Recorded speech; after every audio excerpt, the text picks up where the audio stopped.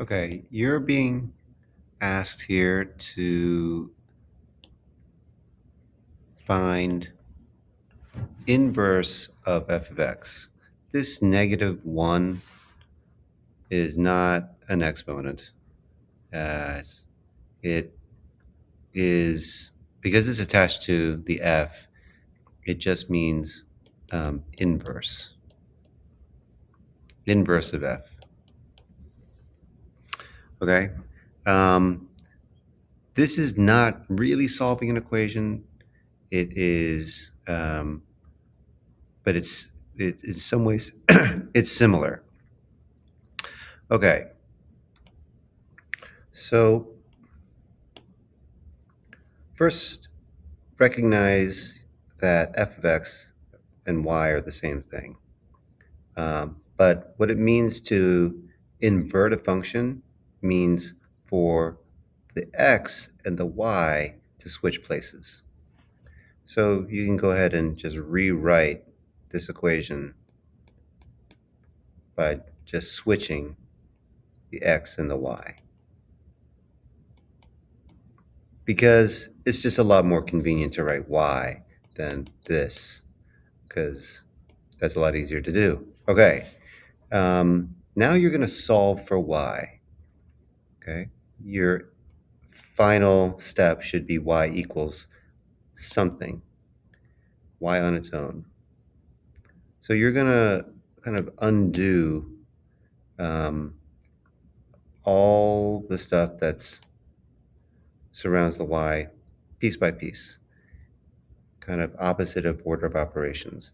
And the first thing that you're going to do here is, and you're going to go from the outside in, to the y. So the most outside thing that's happening is 6 multiplied to this. So let's divide both sides by 6. So now we have x over 6 equals, and all we did was eliminate this, so we have 6 to the y plus 8 minus 7. Okay, we're working from the outside in. The next thing that we want to remove to isolate this y is this right here. That would make sense. So now we're at x over 6 plus 7 equals 6y to the y plus 8. All right, now this next move is important because the variable we want to isolate is stuck right up here in the exponent. Well, we know what to do when that happens. We take the log of this and the log of this. That way we can do that power move and bring it down. But we're going to be, let's take a, let's do it in a way that's going to save us some time. I'm going to take not just log, which is log base 10, but log base 6. And here's why. Because when you take log base 6 of this, well, I guess what matters more is taking log base 6 of the other side to the y plus 8. We can, as you know, take this y plus 8 and put it next to the log. But guess what we're left with? This is very convenient. Log base 6 of 6. And what is log base 6 of 6? It's 1, because 6 to the power of 1 is 6. So effectively, we've gotten rid of this whole thing. Okay? Because log base 6 of 6 is 1. And now, I know we're reading right to left, but the last thing that we do is, to isolate this y, is subtract 8. Log base 6 of x over 6 plus 7 minus 8 is y, which y is really the inverse of f of x. Okay, so this is what we're going to look for in our multiple choice options, and let's see if we see it there. Log base 6 of x over 6 plus 7 minus 8. Log base 6 of x over 6 plus 7 minus 8. Looks like it's this one right here.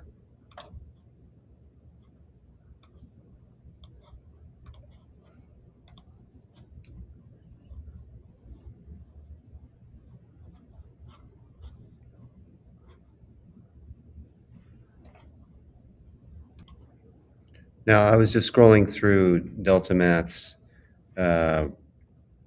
step-by-step answer key. So this move right here, from here to here, this is what I was referring to. They take the log base 6 of this side. And by doing that, they not only get to move this y plus 8 off to the side and down, but they're left with log base 6 of 6, which they don't even write because it's 1. So in a sense, log base 6, when the inside has that same base of 6, this evaluates to the exponent itself on the 6, y plus 8. It's like you almost canceled these out. Okay, that is a legal move. Let's try another one. Now this one I can see right off the bat has a radical, and that is an nth root radical, fourth root radical, because you got a little 4 in the index. Let's show you how to deal with that. So again, we're trying to find the inverse. We're asked to find the inverse of that function. Okay, so let's switch up the x and the y. Oh, sorry, this is now x, and the x is now y over here. Now, this radical to the fourth root is really an exponent, but it's a fraction exponent. So you'll see that this is really an exponent of 1/4. This can be rewritten as this. Cube root can be rewritten as this, as an exponent of 1/3. Okay, so this number here becomes the denominator here. In certain cases, you might have, a power under the radical, in which case that power kind of is an increase to the exponent, whereas this divides the exponent. Okay, but you're more likely to just see a plain number with no exponent under the radical, in which case you just turn this into a fraction of 1/5. So right here with a fraction of 1/4.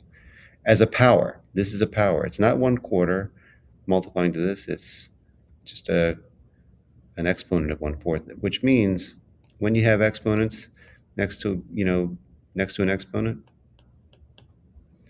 you multiply those exponents.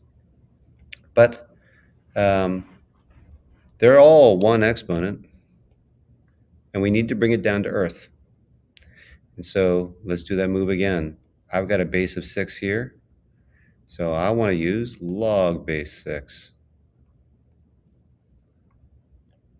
And when I use log base 6 on this side, you can say they cancel out,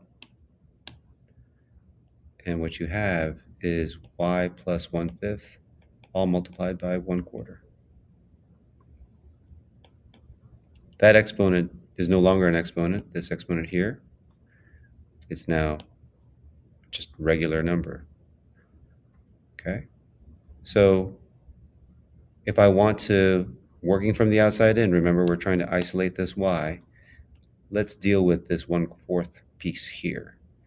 To undo a 1/4, to neutralize that, let's multiply by 4 over 1, or 4. Okay, so that makes that go away. And the last thing, the one that's closest to the y, is this plus 5. Let us subtract 5 from both sides.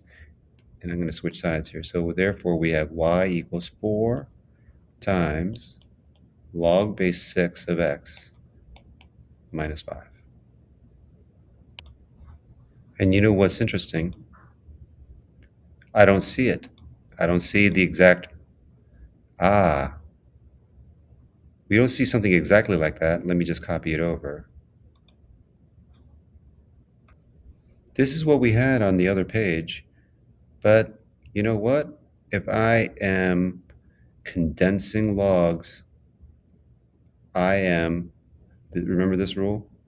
A times log of b is the same as log of a to the b. So this 4 can be moved up into this position, in which case it would match this.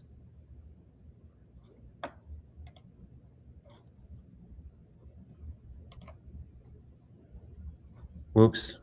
I don't know if you saw that, but that was actually the answer.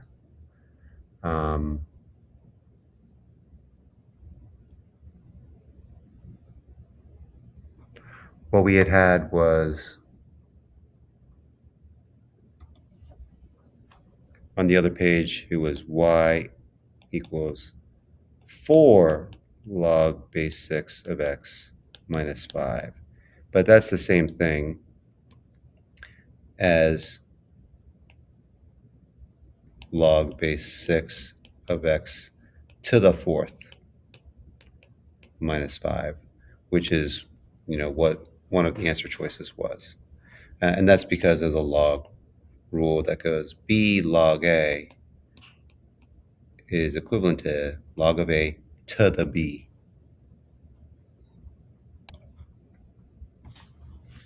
Let's do one with e. Okay, so let's switch the x and the e. So we're saying x equals,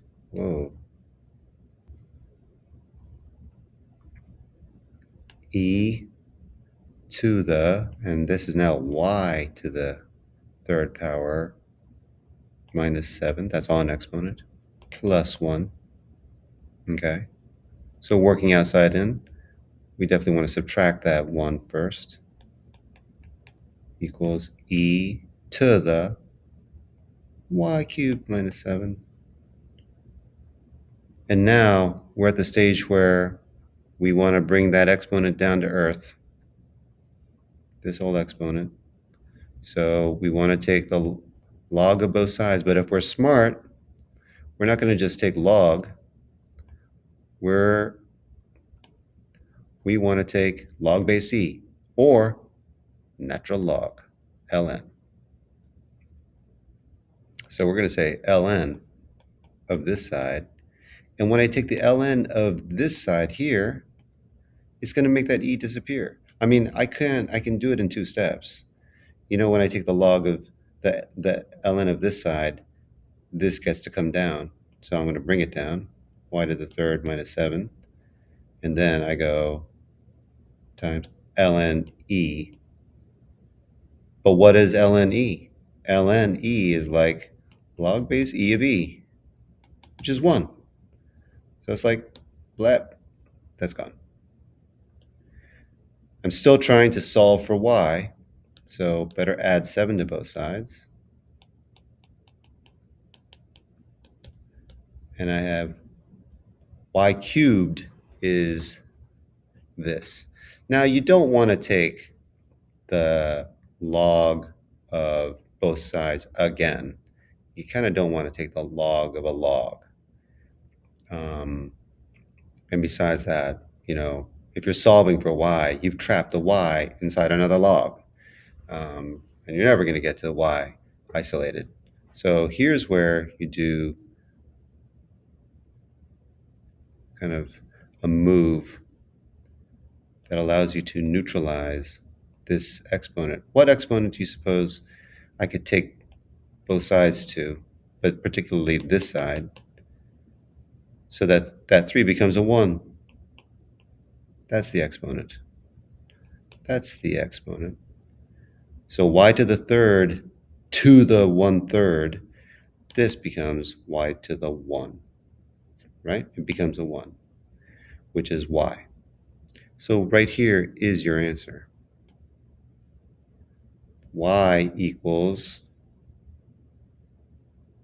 natural log of x minus 1 plus 7 to the 1/3 power. Okay, I see they don't use the 1/3 power, but what they do use is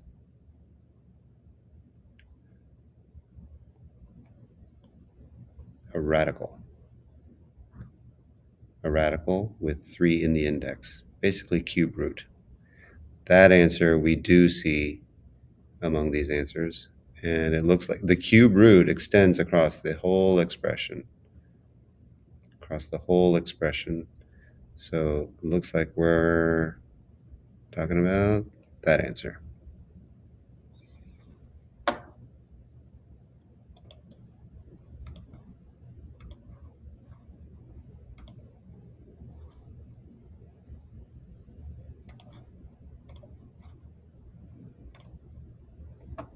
Oops.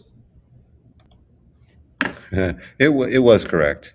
Somehow my I got a little screwed up between doing these kind of graphics and picking the right thing. No choice selected. This is right.